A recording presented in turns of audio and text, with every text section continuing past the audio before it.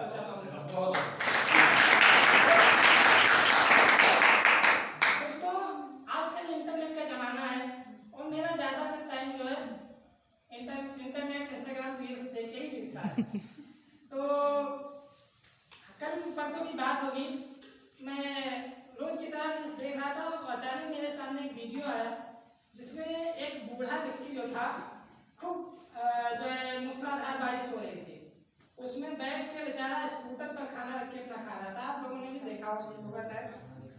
तो वो देख के मुझे लगा कि यार हम लोग तो छोटी छोटी बातों पे जो है रूठ जाते हैं कि भगवान तुमने उसको 4 पहिया दे दिया, मेरे पास मोटरसाइकिल ही है और बेचारा दूसरे के स्कूटर में रख के वो खाना खा रहा होगा।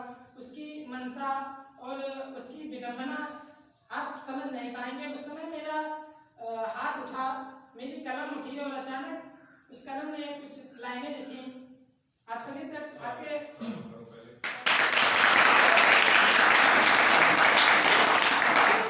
तरीका होता है कि आप जो भी कवि है उसका समर्थन बराबर करें। जो आपको लगे कि कुछ अच्छा हो गया उसी लाइन पे ताली आनी चाहिए, है ना?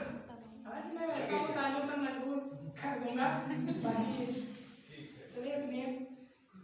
उन गरीबों के पास आसियाना नहीं। वाह।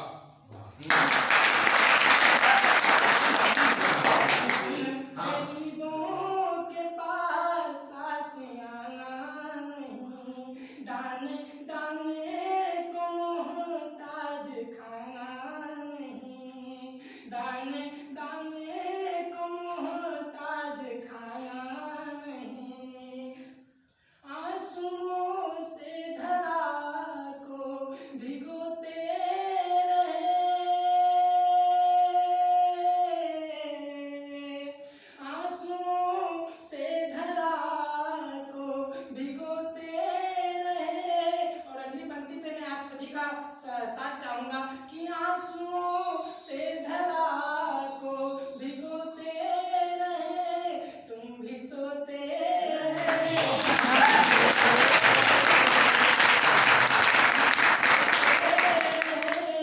हम भी सोते रहे। इस बात का मुझे जरा भी भान नहीं था कि श्री जी आने वाले हैं, अन्यथा मैं पूरी तैयारी से आता। बानगी गिर जाती है। बहुत लाजवाब गा रहे हैं, बहुत अच्छा चल रहा है, बहुत अच्छा। तो 2-4 छोटी-छोटी पंक्तियां वहीं से मैं आज अपना जो है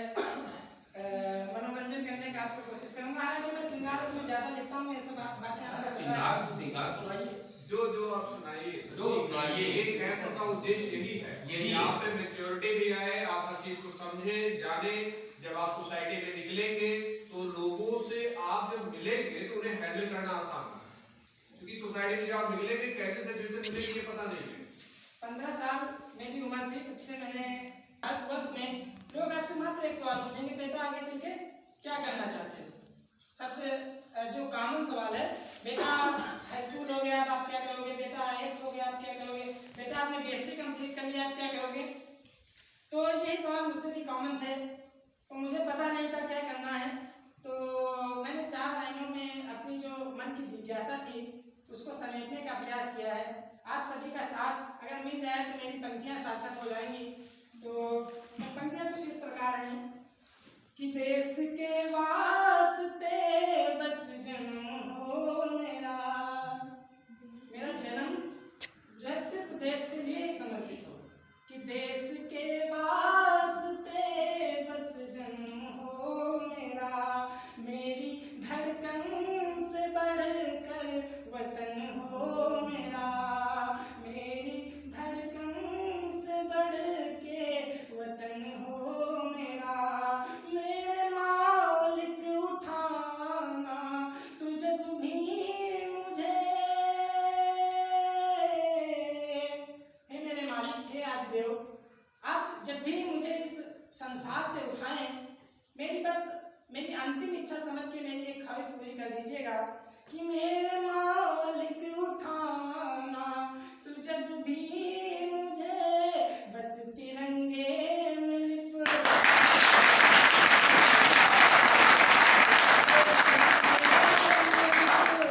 बदन हो मेरा। बहुत धन्यवाद सर, आप बहुत अच्छा कह रहे हैं। यही मेरे लिए परम सौभाग्य की बात है कि जिसकी कविताएं, जिसकी रचनाएं परम पूज्य श्री तुलसीदास जी से तुलना की जाती हो, जिनकी रचनाओं को जैसे अज्ञानी से एक तुच्छ से कवि की कल्पनाओं को बहुत अच्छा कह रहा हो, तो समझ लीजिए कि मेरा जन्म कृतार्थ हो गया एक प्रकार से। तो मैंने श्रृंगार में एक कविता लिखी है कि अपने मन से, हमारे अंदर एक कमी होती है कि हम अपने मन से किसी को भी अपना मान लेते हैं, अपना स्वीकार लेते हैं, उसके बाद उसको त्यागना, उसको अपने आप से दूर करना हमारे लिए कितना कठिन हो जाता है। 4 लाइनों में मैं आप सभी तक पहुंचाने का कोशिश करता हूँ। मेरा ना था जिसको खुद से अपना मान बैठा था, वो मेरा नहीं था, पर मैंने खुद से आत्म कल्पना से मैंने उसको अपना मान लिया। मेरा ना था जिसको खुद ही अपना मान बैठा था, वो था एक ख्वाब पर उसको हकीकत मान बैठा, ख्वाब पर उसको हकीकत मान बैठा था, कि कैसे इन चंद शब्दों में सुनाऊं दास्तां अपनी। मैं अपनी दास्तां जो मेरे जीवन में बीती, तो इन चंद शब्दों में मैं आपको कैसे सुना सकता हूँ कि कैसे इन चंद शब्दों में सुनाऊं दास्तां अपनी। तुम इतना मान लो कि उसको सांसें मान ले,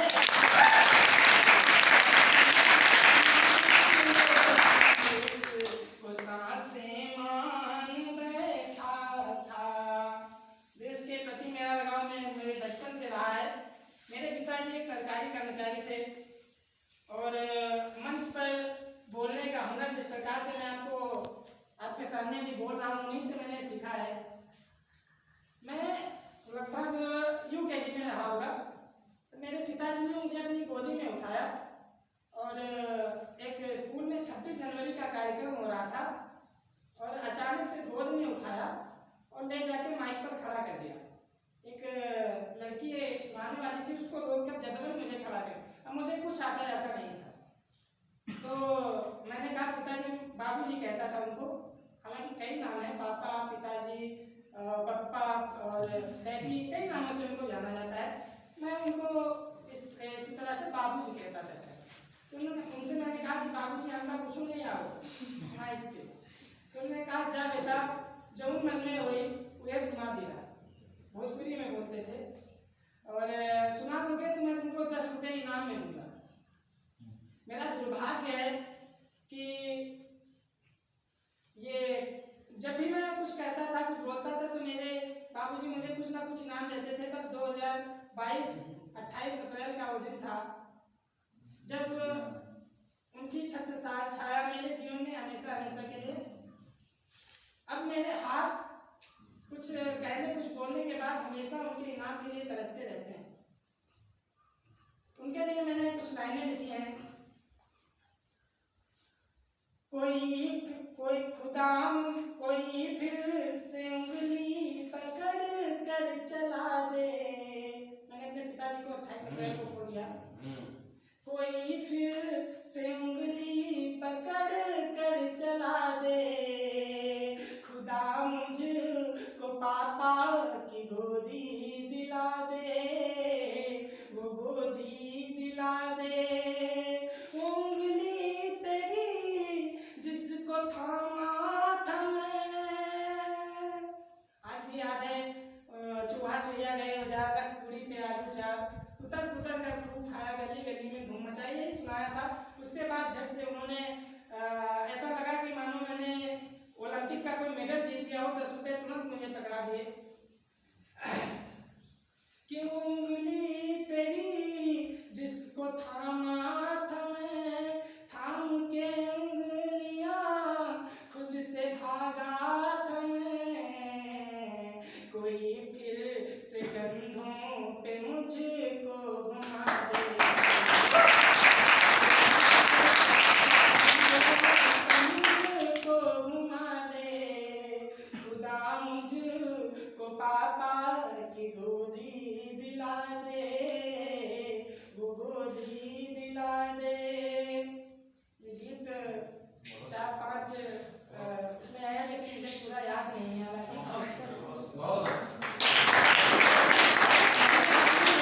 हालांकि मेरे पिताजी जहाँ कहीं भी होंगे, इन तालियों को की गड़गड़ाहट उनके तक जरूर पहुँचती होगी, और मुझे लगता होगा कि मेरा बेटा आज इतना काबिल हो गया कि जिसके लिए परम पूज्य श्री जी बहुत अच्छा कह रहे हैं। आप सभी लोग तालियां बजा रहे हैं, तो मैं आप सभी के लिए, आप सभी के चरणों के आगे बार बार नतमस्तक हूँ।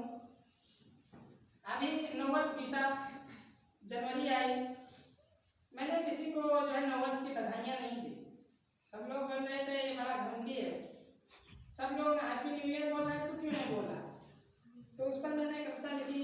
हालांकि मैं सबको कविता में तो नहीं सुना सकता था, बस ऐसा कह देता था कि मैं मुझे मन नहीं है ये न्यू ईयर और जेम्स मनाने का। क्यों नहीं मनाता हूँ, क्यों नहीं बोला? कारण आपके सामने मैं दे रहा हूँ कि उनके जुल्मों सितम ना भुलाऊंगा मैं। ये नवल किसका है? एक मिनट, सर को जाना है, तो सर की पोइट्री लोग सुन ले, उसके बाद सर को सुन। बस कि उनके जुल्मों सितम ना भुलाऊंगा मैं, उनके दागों को कैसे मिटाऊंगा। भारत माता के जो दामन पर जो दाग लगे हैं, भगत सिंह को फांसी सुनाई गई, सुखदेव जी को फांसी सुनाई गई, महात्मा गांधी जी को न जाने कितनी बार जेल की यातना सहनी पड़ी। जो इतने दाग दिए उनको मैं कैसे भुला सकता हूँ? कि उनके दागों को कैसे मिटाऊंगा मैं, जिसने फांसी सुनाई भगत सिंह को, जिसने भगत सिंह जैसे महापुरुष को फांसी सुनाई हो, जिसने फांसी सुनाई भगत सिंह को, उनका 9 वर्ष कैसे मनाऊं।